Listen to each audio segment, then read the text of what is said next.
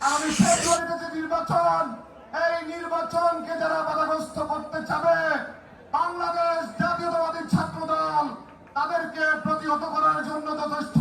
24-এর গণঅভ্যুত্থানে ছাত্ররা তাদেরকে আমরা দেখছি, তাদের এবিএসরা 150 কোটি টাকার মালিক।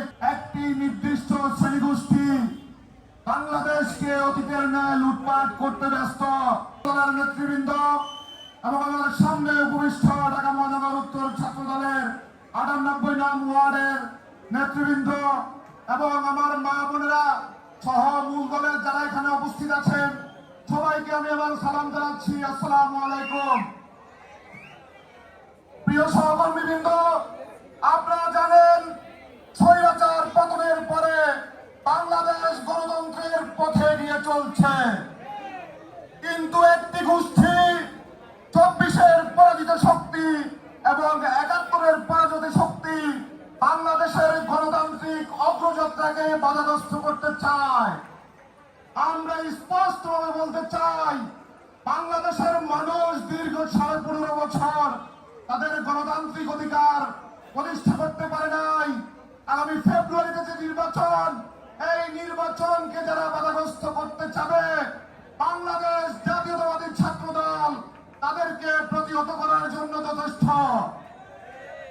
প্রিয় সহকর্মী বন্ধু, 24-এর গণঅভ্যুত্থানে ছাত্ররা তাদেরকে আমরা দেখছি, তাদের এবিএসরা 150 কোটি টাকার মালিক, 100 কোটি টাকার মালিক। তাদের কাজের জন্য 5% কমিশন লাগে, মিনিস্ট্রির জন্য 1% লাগে মিডিয়ার জন্য। কিন্তু আমরা যদি দেখি, শহীদ পরিবারগুলোর ভাগ্যের উন্নয়ন ঘটে নাই, যারা আহত তাদের ভাগ্যের উন্নয়ন ঘটে নাই। একটি নির্দিষ্ট শ্রেণীগোষ্ঠী বাংলাদেশকে অতীতের ন্যায় লুটপাট করতে ব্যস্ত। হাসিনার পিয়ন 15.5 বছরে 450 কোটি টাকার মালিক হয়েছিলেন এবং আসিফের পিয়ন মাত্র 6 মাসে 150 কোটি টাকার মালিক হয়েছেন, যেটা 24-এর গণঅভ্যুত্থানের পরিপন্থী। আমরা একটা কথা স্পষ্টভাবে বলতে চাই, এই বাংলাদেশের স্বাধীনতা সার্বভৌমত্ব জিয়া পরিবারের হাতেই একমাত্র নিরাপদ। 71-এ শেখ মুজিব যখন পাকিস্তানি হানাদার বাহিনীর কাছে আত্মসমর্পণ করে পাকিস্তান পালিয়ে গিয়েছিলেন, শহীদ রাষ্ট্রপতি জিয়াউর রহমান নিজের প্রাণের মায়া বিসর্জন দিয়ে ঘোষণা দিয়েছিলেন, উই রিভল্ট। বসুন্ধরা ডায়াপেন্ট এখন আরও উন্নত। এই হট এয়ার থ্রো টপ শীত দ্রুত শোষণ করে সোনামণিকে দেয় কোমল অনুভূতি। এবং 90-তে আমরা দেখেছি দেশনেত্রী বেগম খালেদা জিয়ার নেতৃত্বে হোসাইন মোহাম্মদ এরশাদের পতন ঘটেছিল এবং 24-এর এই গণঅভ্যুত্থানে আমরা দেখেছি বিএনপির ভারপ্রাপ্ত চেয়ারম্যান জনাব তারেক রহমানের নেতৃত্বে 15.5 বছরের ফ্যাসিবাদী ব্যবস্থার বিলোপ ঘটেছিল। সংগ্রামী নেতৃবৃন্দ, আমি আমার বক্তব্য দীর্ঘায়িত করব না। আমি শুধু একটি কথা বলতে চাই, গণঅভ্যুত্থান পরবর্তী সময়ে বিএনপির ভারপ্রাপ্ত চেয়ারম্যান জনাব তারেক রহমান একটি কথা বলেছিলেন, আগামীর নির্বাচন আমাদের জন্য সবচাইতে কঠিন নির্বাচন হবে। আমাদের লড়াই হবে অদৃশ্য শক্তির বিরুদ্ধে। আমরা তখন অনেকেই বুঝি নাই সেই অদৃশ্য শক্তিকে। অদৃশ্য শক্তিগুলো আমাদের মাঝে এখন দৃশ্যমান হচ্ছে। বাংলাদেশের স্বাধীনতা সার্বভৌমত্বের বিরুদ্ধে যারাই ষড়যন্ত্র করবে, আপনাদেরকে সজাগ থাকতে হবে তাদের বিরুদ্ধে। প্রিয় সহকর্মীবৃন্দ, আপনারা জানেন রাষ্ট্রে বাংলাদেশ জাতীয়তাবাদী ছাত্র দল তাদের প্যানেল ঘোষণা করেছে।